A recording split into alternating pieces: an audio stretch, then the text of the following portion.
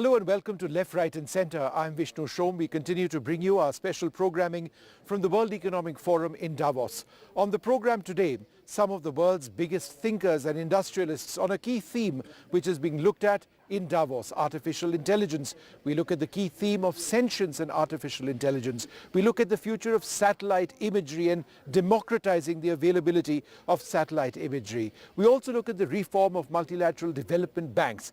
Key issues being looked at the World Economic Forum. Join us in these special interviews. One of the key themes of the World Economic Forum meet in Davos, Switzerland this time is artificial intelligence, generative AI as well. What is the future over there? We've got a wonderful guest with us who knows a thing or two about this theme.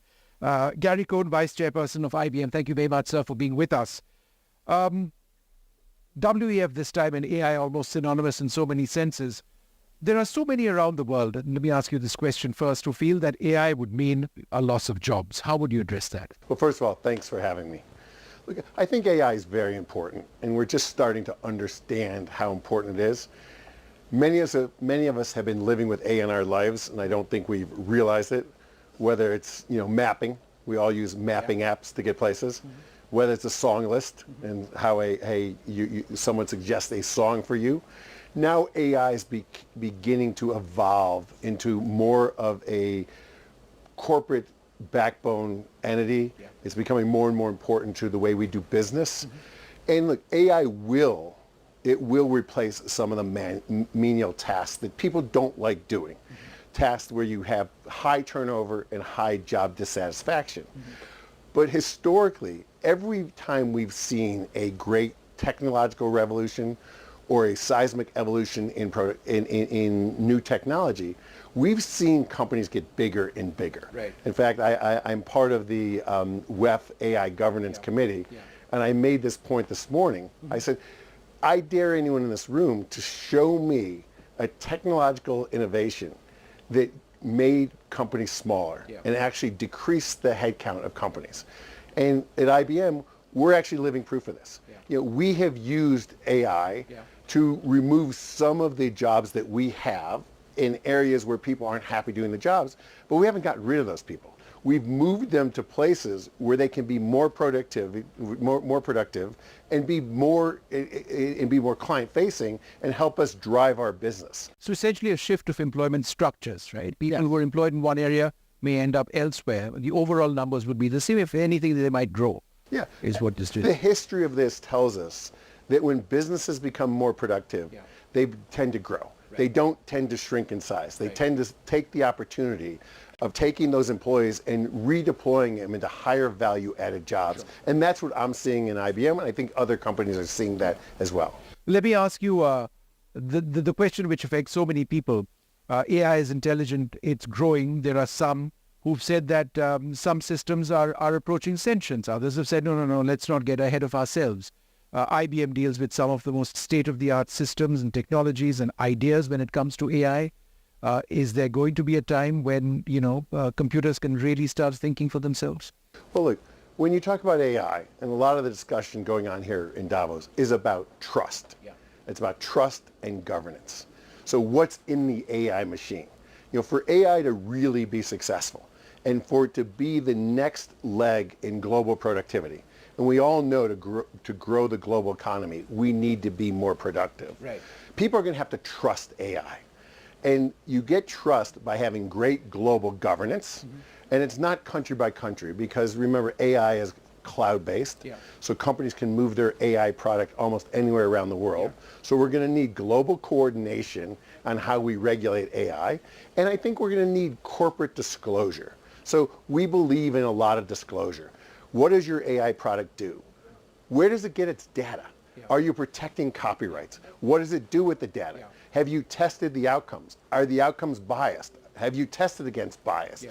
The more companies in the enterprise level where we transact, the more you're willing to disclose what your AI does, how you do it, and how you protect data, I think the more people are going to trust it. if people wanted to live in a black box, I think we're going to have a bunch of real issues. We at IBM believe that it's got to be very transparent, it's got to be open source, and we've got to have real transparent governance on AI. And in fact, Watson X, which is our AI platform, has a big governance profile in it. But you haven't quite answered my question. Are we approaching sentience technology-wise? Are these computers really thinking for themselves? Are they sensitive? Can they, are they in a sense like us? Well, at the end of the day, every computer has to be programmed. Right, true. So at the end of the day, a human being is starting to write the programming. Now, can the computer be taught to get smarter based on the occurrence of yesterday? Yes, the computer gets smarter. Artificial intelligence gets smarter by going through the activity. Yes. But at the root, some individual or some team of individuals wrote the initial code. So I think that you have to understand that we as human beings are at the core of creating the AI product. Right. There's also the entire issue of availability. The fact that it's not necessarily, some countries may be having the technology, there are proprietary issues, there are cost issues as well. Shouldn't there be an egalitarian spread of AI? Isn't that a problem going forward? Look, it clearly is a problem, and I think it's an opportunity. I look at all problems as opportunities. Sure. You know, yes, you're seeing AI develop in some of the wealthier countries, and the wealthier countries are ahead. But to the extent that it can be democratized through the world and become more and more available and create a better lifestyle, and it's got enormous opportunities, whether not just be in jobs and job satisfaction and upscaling people's labor and taking, uneducated labor and making them more productive because the machine helps them in their job and actually educates them. Think of what it can do in the medical space, in the medical care, in the education space. So I think AI has an opportunity to really spread itself throughout the world and bring the world up as well. Now look, it's being developed in some of the wealthier countries, but I think all of the businesses involved think that this is going to be pushed down throughout the world. Another basic question, you mentioned the word education and AI. You've got kids doing research on ChatGPT and other platforms, and so education sort of gets tossed out the window. Now that's a problem, isn't it? Well, you've got kids doing research on ChatGPT. At the same time, the academic institutions they're turning the research into are going to use AI to determine if the kids did the research or ChatGPT did the research. Right. So it's a very interesting circle to actually figure out if people did the work or AI did the work, and we'll use AI to figure out who actually did the work. What about regulation? The fact that, we were discussing this earlier on, there need to be global standards of what goes and what doesn't. How important is that? I think it's extremely important. I think regulation is the backbone of success for AI globally. If we really see AI proliferate and we really see it change the way we live our lives, it's going to be because we have global, trusted, transparent regulation. Right. If we don't get that, we'll have pools of AI around the world where we'll see some economies of scale, but we won't have a global AI effect. Yeah. And look, I think that we're seeing pretty good signs. Europe has been pretty aggressive on AI. The U.S. is caught up relatively quickly. There's a lot going on in the Asia-Pacific region. Sure. So I think the regulators understand that we have to have global, coherent regulation. Yeah. One final question. The India story has been quite positive over the last several years, certainly when it comes to high tech. Yes. How does IBM see India going forward? Are you going to be growing more in the future? Well, look, India has been crucial to IBM's success so far, and is going to continue to play an even more important part in our expansion, not only in the AI world, but in all of our other businesses, in the consulting business and the other areas where we provide services to our clients. India is very important for us and will continue to be very important. Wonderful speaking to you, sir. Thank you. Well, there you have it. Mr. Cohn, telling us a little bit about the future of AI. A couple of questions there on sentience and AI. I'm not sure we got all the answers over there, but certainly it is transformative technology going forward. Where is this really going to lead us? One of the key themes of the World Economic Forum meet in Davos, Switzerland this year is artificial intelligence, AI and the future of employment, AI and the technology which exists presently, generative AI, what are some of the key trends? We've been talking to leaders across the board, and we're delighted to be speaking to Deloitte as well. We've got two wonderful guest with us. Nitin Mittal is the Global Generative AI Leader of Deloitte, travels all over the world with AI solutions, and Romal Shetty is the CEO of Deloitte South Asia. Thank you both very much for being with us. Now, I've gone through some of the key points of your latest report. It's the AI survey, State of Generative AI, with an enterprise now decides next. Quite a mouthful, but it really is a massive survey that you've done of almost 3,000 individuals. What have some of the perspectives been? Is there a lot of divergence, or is there a sense that we really need to do something before we get into the specifics? Yeah, no, absolutely. And first off, thank you for actually having us on here. And since you kind of mentioned the survey, there's perhaps a few things that I would call out. The first is there's an overwhelming sense of excitement. Right. It was absolutely clear from the survey that sense of excitement is overwhelming and it's palpable in the responses that we got. The second aspect of it is that if you take the vast majority of the respondents, and these represent enterprises and organizations in 16 countries around the world, and certainly kind of the top and the largest GDPs in our world. Mm-hmm. And what is kind of clear from there is that 79% of the respondents in enterprises are absolutely expecting that their organizations are going to be transformed. Right. And they're going to be transformed in a short window of anywhere from 1 to 3 years.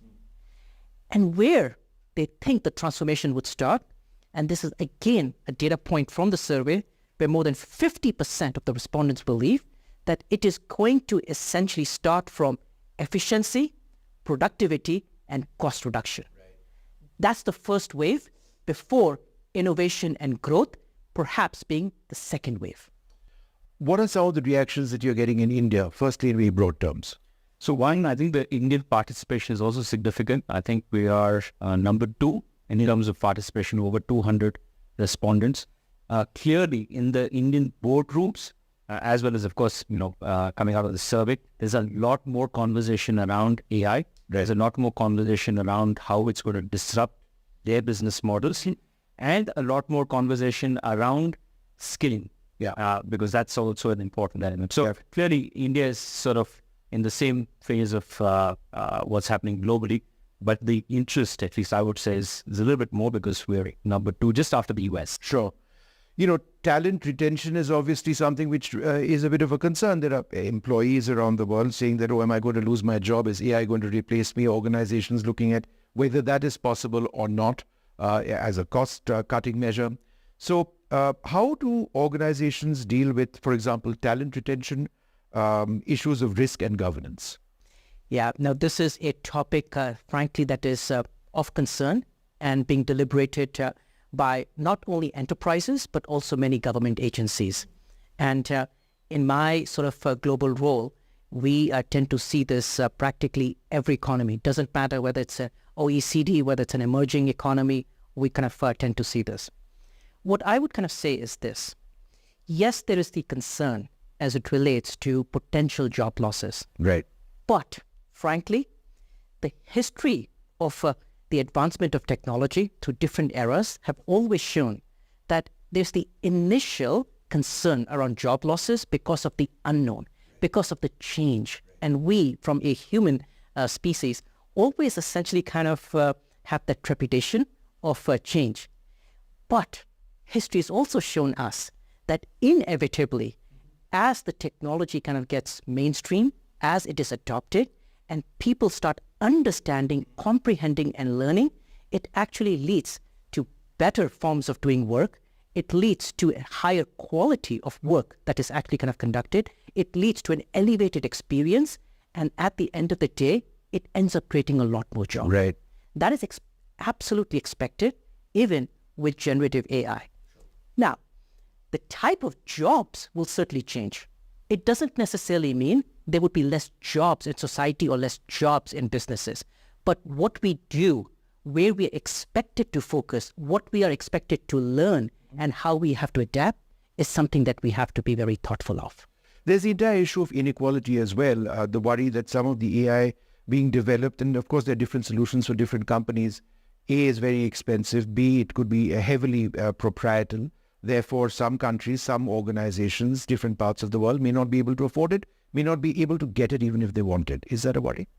It is a worry. It is a worry. And I mean, just coming to a point which Nitin will add, and I'll come back to inequality.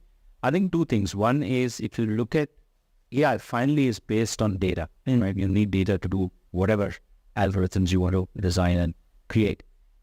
Still less than 4 or 5% of the world is connected. So the opportunity to connect a large part of the world, every device possible, that means the amount of digitization that is still left. The second bit is, as I think Nitin mentioned, when computers came in as well, they were supposed to remove all the jobs, right? Right. So I think the repositioning, reskilling, enhancing, I think is very critical. And we see that a lot happening with organizations, and in India, also state governments and central government being very focused on skilling, especially with respect to AI, because that's one part of, we've got a huge bunch of software developers, but that transition from software to actually to an AI is a bit of a transition. It's not an easy transition, but it's also it's something that all state governments are looking at, creating various policies, creating various subsidies. So there's a lot of stuff happening there. And coming to the question of inequality, clearly the bigger corporations have a lot more money, have a lot more data. So in some sense, will they run away from the smaller corporations? That obviously is a big challenge. It's also the resources that the smaller ones have, they will struggle as well. So those are things that we need to keep in mind. That it's important that while we build AI, the regulation is also important, and there is enough focus on the regulation.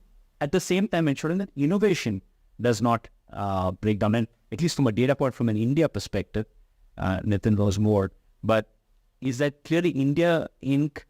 and the government seems to be embracing, say that let's change things with a balanced risk model rather than only risk interest. So I think it's a combination of both. Let's just look at the word risk from a slightly different perspective. AI has evolved to such a point when there is an open discourse on whether it is approaching sentience in certain cases, and that's been denied at many levels. Some suggest that no, in fact, we may be close to that. But the real worry is how far do we allow AI to go, to get ahead? And I think one of the key issues around the world is there needs to be legislation which is followed by several countries, to ensure that, this is as far as we are willing to go right now. How important is that legislation? Legislation is important, but let's actually kind of think of it from two dimensions. One dimension is risks associated with business, and then risks associated with society. And technology, right? I suppose. Yes, technology kind of underpins both, right? Underpins both those two dimensions. The greatest, perhaps, risk for business is the risks of obsolescence. In terms of, are they going to be able to thrive tomorrow? That is the risk that many organizations are going to grapple. That is not necessarily the case for society. In society, you've got different type of risks. You've got risks associated with bias. You've got risks associated with content that is generated, which happens to be deep fakes, which is very topical kind of right now. You've got risks associated with furthering kind of the inequalities that kind of exist. So those risks are absolutely out there and cannot be denied. The role of many governments working alongside the private sector would be to develop frameworks that balance risks with innovation. Right. It has to be done in a balanced manner. Balance is key over here. Right. Particularly for emerging economies, the opportunities that could be harnessed through a generative AI, such as in education. Yeah. Would generative AI increase inequalities in education? Or is generative AI going to democratize access to education through personal tutors, particularly to your underprivileged? So we have to basically kind of think of how you're harnessing generative AI for the betterment of society, but doing it in a prudent manner so that you're able to weed out some of the risks associated with it, such as deepfakes. A final question to you. It's obviously not one solution fits all. Let's look ahead into the future, 3-4 years. Will there be a plethora of companies offering customized solutions that you can just sort of download apps, or you can work with certain companies who offer you solutions? What is the world going to be like, the corporate world with AI? So One is, as we've seen in our survey as well, I think the focus will be a lot more on business models. So can I integrate AI into building newer business models? So I think that is the first part, rather than only the cost reduction, the productivity, efficiency, which are very important, right, and the right phase. But I think that's what we will see a lot more. Second is also in terms of,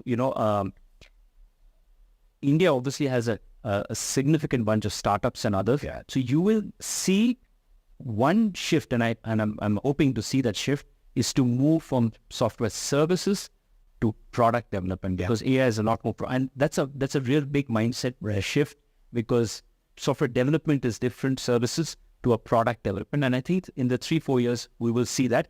Third is there will be a lot more plug and play, yes, but also a deeper understanding of what kind of LLM models that you need to use, right? Because what can go out and what can remain within your enterprise, that is also extremely important. But some of it, for example, which are more optimistic, is things like pharma, right? So for example, most medicines that were built were supposed to cure something, but they actually finally cured something else, right? With the kind of data that you actually have, you may be able to estimate that much better in terms of saying that this will actually be able to solve this particular problem. So that I think is significant, including speeding up things like cancer and other things much more. Yeah. So widespread applications. Thank you both very much for being with us. The worry in my mind is that news anchors like me might end up becoming redundant in the future, but that's a thought for the future. We leave you with one statistic: 79% of respondents in this massive survey done by Deloitte expect generative AI to drive organizational transformation. It's upon us. How will organizations accept this change? One of the most exciting chains in India, the Vedanta Group over here, in the World Economic Forum in Davos as well. They are involved in so many areas which have a significant bearing on India's economy. Priya Agarwal-Hebbar joins us. Thank you very much, Priya, for being with us.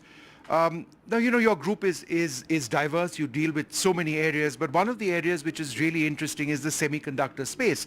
And I know there are announcements which will be made, but why has Vedanta put so much faith in semiconductors as being a critical part of the Indian economy? You've got it? Okay. So thank you for having me here, first of all, Vishnu. And, I think, semiconductors is not the area that I look at personally, but from whatever I can tell you, in terms of, where the world is going and what the world is speaking about, we're talking about America, we're talking about China. Semiconductor is really what's building and what is really the future. It's some, and Vedanta has always been a company who likes to drive and likes to be a part of India's growth and development story. And what better than to, foray into a space like semiconductors, which is really the root of everything technology. There is no technology in the world without semiconductor, and if India can play a role in developing that, absolutely, why not? And I guess resilient supply chains is what Vedanta is also looking at. We saw the Prime Minister visit the United States. There's been so much talk about the importance of resilient supply chains, that semiconductors cannot just come from one or two places in the world. And India is so big, our economy is so large, which I suppose is why we need to have it all in-house. Absolutely. And I can, coming back towards, our home territory of mining and metal, our Prime Minister has said 2070 net zero carbon India. For that, we need 3 billion tons of metal. Now, do we want to spend, all our money importing that? Or we've only explored about 20% of the reserves that we have. So, it's an area that is so key to our net zero carbon future. It's the basis of the supply chain for that to happen. And we as India have to now stop being a net importer. We have to be net exporter. We have the capability. Right. And let's talk a little bit about sustainability, since it is such a big theme over here at the World Economic Forum.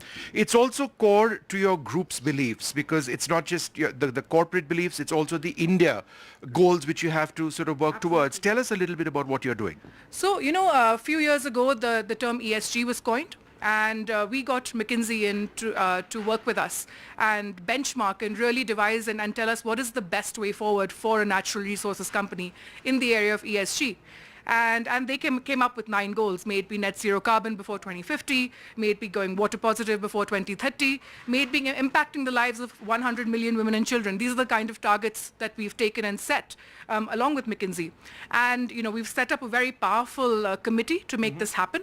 And today we're well on our way to achieving all of these goals, where there's no looking back. We have signed the largest contract for renewable power of 2 gigawatts in the country. In fact, the top 5 largest in the world. And we've already been the largest consumer of renewable power in the country. And these are areas that we're very, very serious about. And going forward, even the metals that we focus on, we're focusing on, for example, silver. For us to set up solar panel manufacturing, silver is such a key ingredient. So it's inevitable in what we do as well. The entire ESG, the entire climate forecast plays a very, very crucial role. We've also committed $1 billion to electrify our entire fleet. We've had the first underground mining vehicle in the country, at Hindustan Zinc, and we're going far beyond just environment. We're empowering women. Women were not allowed to go underground in India in 2019, were they legalized. Hindustan Zinc was the first company to get women underground, right. And today we have women leading the way underground, and it's amazing. In mining operations. In mining operations, and they are doing heavy. They're lifting forklifts. They're the first women rescue team of India is at Hindustan Zinc, and these women come to me and they tell me that the safest we feel is when we're underground. So really, we're looking at ESG, we're looking at this entire in a very holistic manner, and we're very, very focused on making sure we achieve that. I mean, I can even talk about water positivity. Sure. A lot of our plants are in water scarce areas of Rajasthan. We're already water positive there. More than 60% of our units are water positive right. already. And we are looking at being water positive by 2030 across all units. So very passionate project, and we will get there. And there's the big demerger as well, which your group has been focusing on. Tell us a little bit about that. So the demerger is a strategic course of action, and something that we've taken our shareholders account, and we know that this is the right thing to do for everybody. The fact is that investors today want to invest in pure play models. If someone wants to invest in silver, if someone wants to invest in recycling, if someone wants to invest in zinc, you get the option of investing in the pure play model that you would like to invest in. So it really is, and each of these metals and each of these industry, whether it's you were talking about semiconductor, we're talking about display, all of them have such huge potential. Unless we demerge, we can't really make sure that we maximize the potential for all of them. So it really is the sensible way forward. Priya, wonderful speaking to you. Priya Agarwal-Hebbert talking to us about Vedanta, all that the future holds, whether it's semiconductors or the entire belief in sustainability, the importance of the demerger which is taking place. One of the most exciting corporates in India, a significant presence over here at the World Economic Forum. One of the most impressive developments over the last several years when it comes to letting millions around the world know about floods, droughts, the state of the environment, the state of particular areas, is the easy availability or the relatively easy availability of satellite imagery. Planet Labs has been at the forefront of this. They've revolutionized Earth observation, the highest frequency satellite data commercially available. Will Marshall, CEO of Planet, thank you very much for joining us. Pleasure to be here. What are some of the key applications that you see with satellite imagery going forward? Well, look, satellite imagery really is in a renaissance. Yes. We see a tremendous amount more imagery that enables us to take care of the planet in no short than that.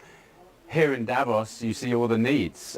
We're trying to do digital transformation, sustainability transformation. We're trying to help peace and security with conflicts around the world. And what do you need from that? You need better awareness of what's going on the planet. At Planet Labs, we have 200 satellites that image the whole Earth every day to track changes. You also have applications, some of the key applications are in agriculture, where we can help farmers to improve crop yield and therefore reduce the amount of land that we need to feed everyone.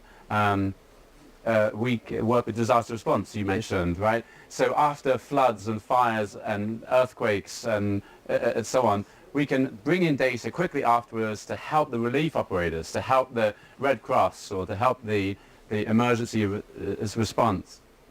But perhaps more importantly, we can get ahead of that and do flood prediction, right? So some work we did with Google in India was mapping every year the change to the floodplains after the monsoon, Right. that then changes how the water flows, Yes. and then therefore which villages will be affected, Right. so that we can then warn ahead Yeah. when there's going to be floods. Yeah. And warning ahead, of course, is much better for saving lives than doing it after. And that, in a sense, is a key part of what you do, save lives. I mean, we've seen it, in the context of our own stories, using your imagery in the Himalayas and glacial melt scenarios. It must feel great that, this is information which was not there even 10, 15 years back, easy to access, which is now there. And in many cases, it's very easily accessible and available to anybody who needs it. Yeah, absolutely. I mean, one of the key objectives of Planet was not just to bring us more real-time information, but also democratize access to that. So it's not just the governments that can access this data. It is companies. It is that city or state that's trying to monitor agriculture, or is that farmer that's trying to improve his or her crop yields. Right.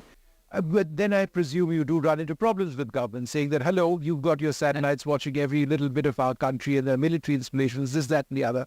How do you address that concern? I'm sure you get these complaints. We do get concerns. I mean, the fact is we're in a new era of more transparency.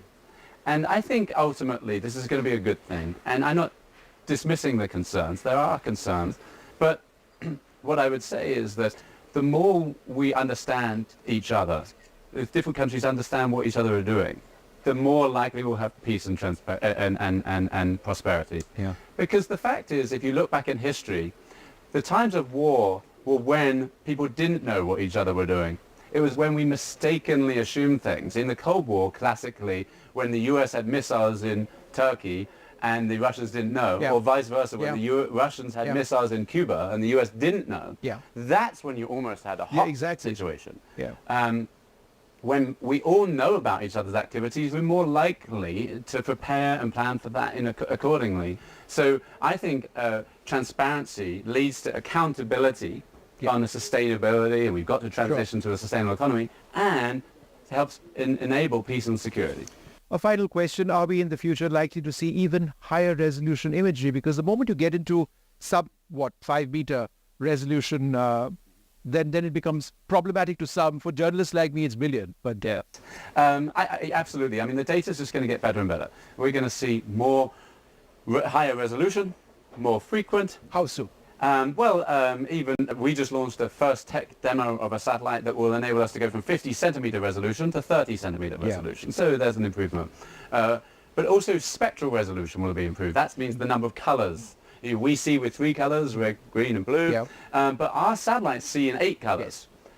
Our future satellites, we're launching some that will see in 400 colors. So enabling us to see all the different colors. And why does that matter? It means we can detect emissions of gas from gas lines or cows, or we can detect species of plant from orbit and help with monitoring biodiversity.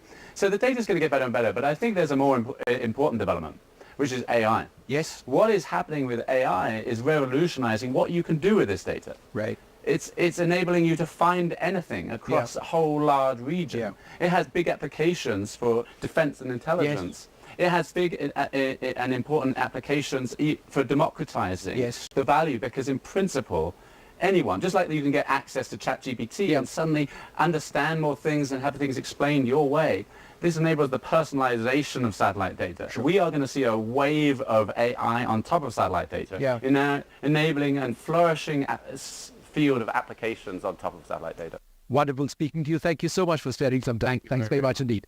Well, there you have it, a look at what the future of satellite imagery is. Planet really a global leader as far as that is concerned. Let's see what the future holds.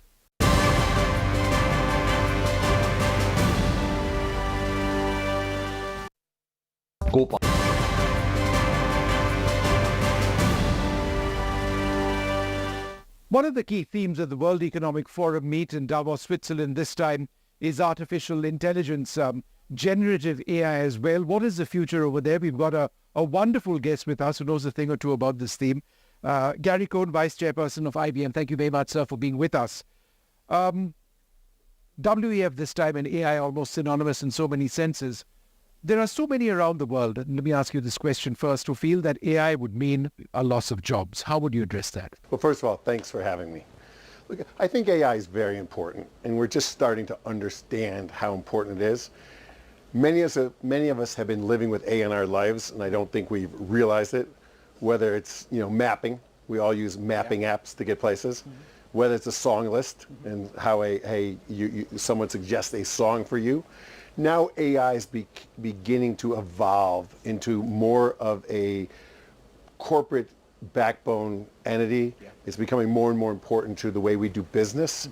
And look, AI will replace some of the menial tasks that people don't like doing. Tasks where you have high turnover and high job dissatisfaction. But historically, every time we've seen a great technological revolution or a seismic evolution in new technology, we've seen companies get bigger and bigger. Right. In fact, I'm part of the WEF AI Governance Committee, and I made this point this morning. I said, I dare anyone in this room to show me a technological innovation that made companies smaller and actually decreased the headcount of companies. And at IBM, we're actually living proof of this. We have used AI to remove some of the jobs that we have in areas where people aren't happy doing the jobs, but we haven't gotten rid of those people. We've moved them to places where they can be more productive and be more client-facing and help us drive our business. So essentially a shift of employment structures, right? People who are employed in one area may end up elsewhere. The overall numbers would be the same. If anything, they might grow. Yeah. Is what this is. The history of this tells us that when businesses become more productive, they tend to grow. Right. They don't tend to shrink in size. They tend to take the opportunity of taking those employees and redeploying them into higher value added jobs. Sure. And that's what I'm seeing in IBM, and I think other companies are seeing that as well. Let me ask you the question which affects so many people. AI is intelligent, it's growing. There are some who've said that some systems are approaching sentience. The restructuring of multilateral development banks has been seen as a key part of India's G20 agenda. It was part of the B20 process as well. There have been a couple of very, very important documents which have been produced, which have looked at the entire process of restructuring multilateral development banks, some of the challenges and some of the opportunities which do exist if this process is carried out in the way that it was supposed to be carried out. Joining us now, two key individuals associated with the entire process of working towards restructuring multilateral development banks and producing these reports. NK Singh with us and Lord Nicholas Stern as well. Thank you very much, sir, for being with us. Mr. Singh, let me come to you first. For a broader audience, why was it necessary to restructure multilateral development banks in the first place? Well, I think that Vishnu goes to the core. Why is multilateral bank important at all? And why is multilateralism important at all? Well, we believe that as against any other kind of bilateral or unilateral decision, the countries of the South are much better served in a multilateral framework than otherwise. And at the conclusion of the Second World War, two institutions called the International Bank for Reconstruction and Development and the International Monetary Fund were created to serve the needs for the reconstruction of the global economy, and thereafter they took shape in multiple ways. The addition of additional dimensions, more multilateral development banks came up. It is a centerpiece of the international financial architecture. Right. This restructuring was necessary for two reasons. First, to take into account the complexities of growth. The original two mandate of these banks was poverty and shared prosperity, but other things got added, most importantly climate. And we therefore needed not only the total volume, but the availability of concessional finance along with the additional volume to address what we call the three agenda inextricably linked, one the flip side of the other. Right. And it was necessary therefore to improve the lending capability from a modest $110 billion, which all multilateral development banks taken together, to at least closer to around $400 billion. Sure. And their restructuring and the modalities for restructuring therefore was an integral part of building up global financial architecture more in need and in consonance with the new challenges which have emerged. Lord Nicholas Stern, since you produced the report, and you were part of that process, what progress have we actually seen towards implementation of some of the ideas? We've seen the welcoming of the ideas, which is the first step in implementation. At the Marrakesh annual meetings of the World Bank and the IMF, the G20 finance ministers and central bank governors meeting together welcomed the report and looked to the next G20 presidency, Brazil, to really get going on the implementation. And at the same meeting, the multilateral development bank presidents themselves also welcomed the report. I don't know how many of your listeners take the intricacies of multilateral language very seriously, but welcome is quite a strong statement. It is indeed. I was in Marrakesh and we looked at the release over there and the welcoming, which was made. But in terms of a timeline, what would you say would a timeline be for implementing some of the key suggestions which have been made? Oh, now. And there are many suggestions which can be acted on really quickly. For example, extra use of guarantees, making better use of the capital that they have already by taking on more risk and so on. Some of those things can be done and should be done starting from now. But if you ask an institution, particularly the MDB, Multilateral Development Bank institutions, to embark on a path where they strongly increase their lending, their financing, they have to be confident they can continue. Right. Otherwise they hit, as it were, a brick wall, which is their capital constraints. Right. So at the same time as they get moving now, you have to indicate to them that when the capital increase is necessary, some sooner, some later, depending on the bank, that the shareholders, rich countries, poor countries, particularly the rich countries, will be ready to support them. Yeah. So that indication should come now so that they can really start scaling up very quickly. But we have no time to lose. This next 5-10 years will be absolutely critical for the future of our planet and the standard of living and welfare, particularly for the poorer people. What sort of transformative impact can we now see with the reform process of multilateral development banks, hopefully starting right about now? Well, I think that it's an ongoing process. You need to restructure in fundamental ways many of the processes and procedures of these multilateral development banks. So I think that the three very important aspects on which I will focus on is the extent to which they are succeeding in optimizing their balance sheet. The Capital Adequacy Framework report, which we all know, set up under the Italian presidency, endorsed by the Indonesians, fully adopted by our report, really enjoins on them to optimize their balance sheet in multiple ways. For instance, recalibrating the equity loan ratio, in taking bolder decisions in terms of making all multilateral development banks act as a family instead of acting in silos.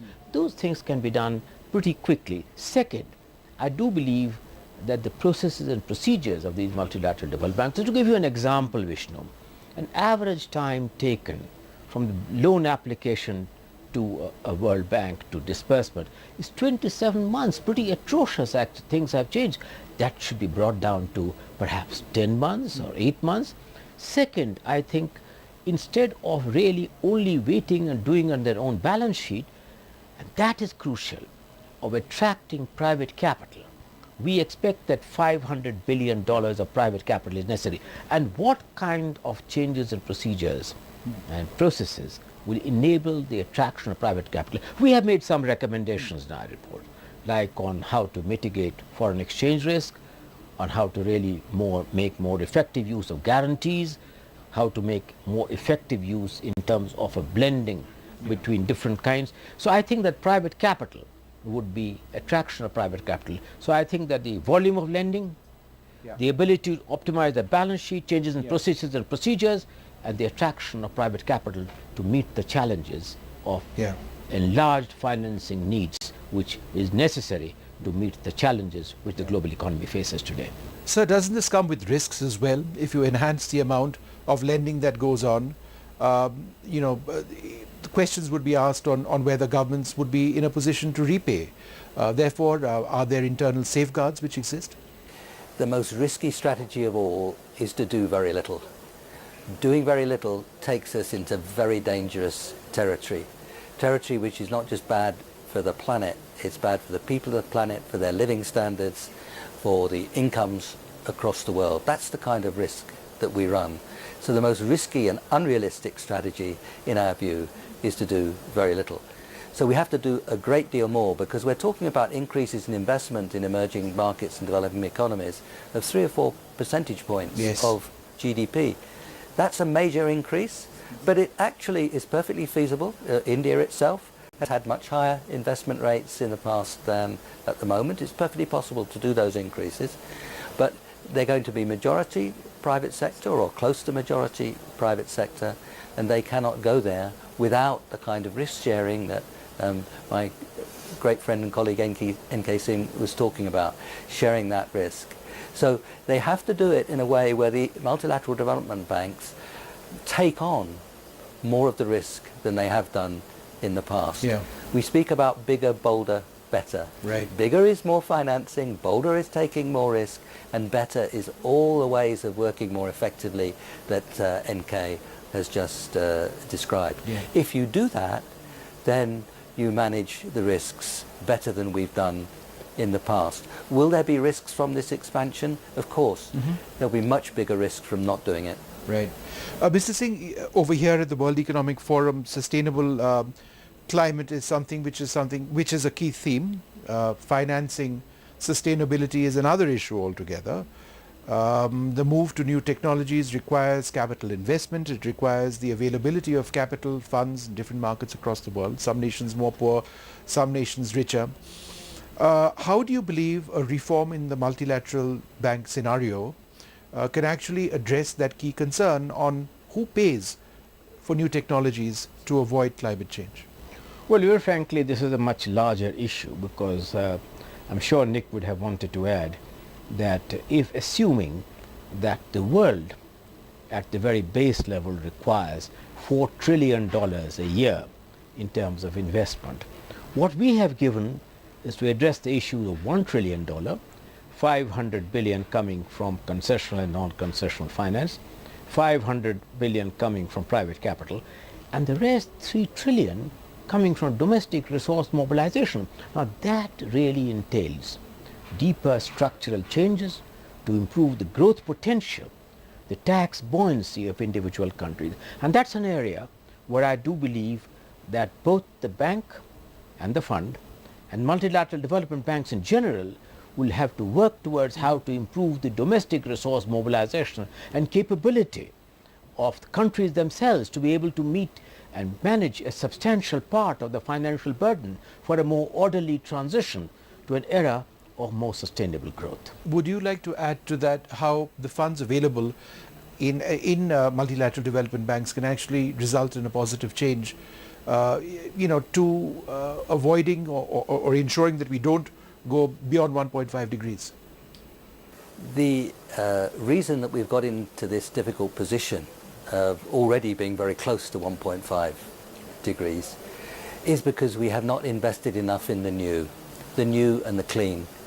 And it's investment in the new and the clean that allows us to avoid the investment and indeed run down some of the capital in the old and the dirty. But you've got to have the new and the clean. So what this investment is about is in large measure, particularly in the energy sector, creating the new and the clean. And that will involve 2, 3, 4 percentage points of GDP. But this is investment for growth. Yeah.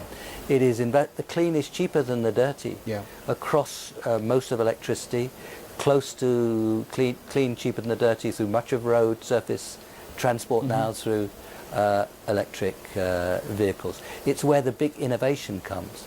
This is about energy and resource efficiency. Efficiency is productivity, is growth. Cities where you can move and breathe and be productive. And we all know that moving and breathing in Delhi is a bit problematic. Cities like that, move, breathe, more productive. But one of the advantages, to just elaborate on a point that Nick has made, India, Vishnu, is in a particularly advantageous position in being able to make a more orderly, informed transition, because the bulk of our investments have yet to be made. And harnessing, therefore, technology, which you were mentioning, in a more meaningful way, India has the great advantage of making more informed choices than many other countries. And so this is perhaps, in some ways, God's blessing to what really may have been a latecomer in the whole development game. Yes, please go ahead, sir. If you look at India's likely infrastructure in 2050, 80% is yet to come.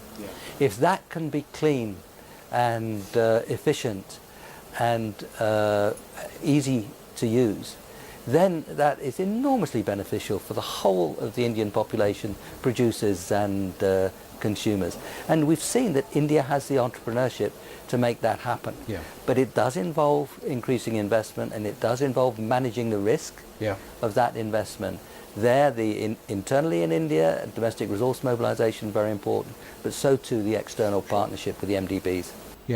A final question to you, sir. You've been here for how many World Economic Forum? God knows, I lost count of it, but it began very much a very, very long time ago. How has it changed?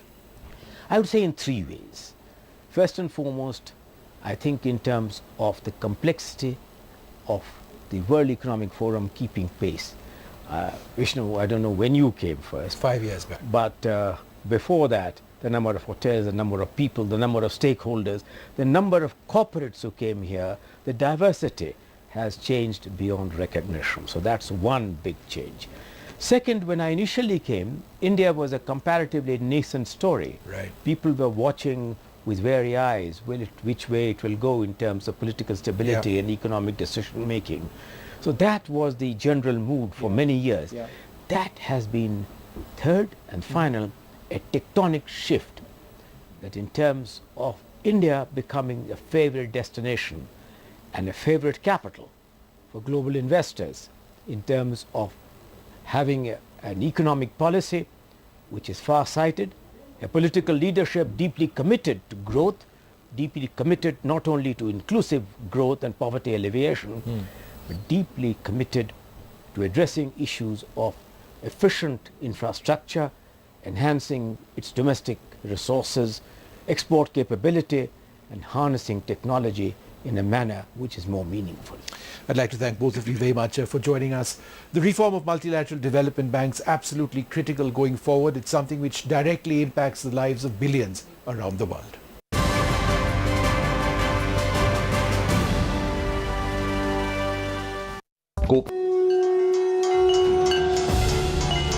The new Ayodhya, idols and the craftsmanship, the artists and their creation. सूर्य की किरण गर्भगृह में आ सके और reflect होकर के वो माथे पर भगवान के किरण पड़े, वो सबको पसंद आया और उसमें हमने एक मंजिल और बढ़ा दी ताकि लंबाई चौड़ाई के हिसाब से ऊंचाई भी बढ़े. The pilgrims, the tourists and the politics. Tradition and heritage, emotions of the people. Ayodhya Bharat की सर्वश्रेष्ठ धार्मिक नगरी के रूप में स्थापित हुई. Every aspect of Ayodhya's transformation and the Grand Temple opening on NDTV 24/7.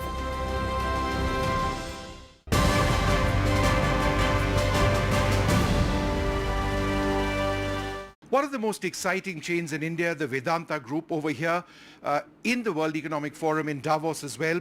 They are involved in so many areas which have a significant bearing on India's economy.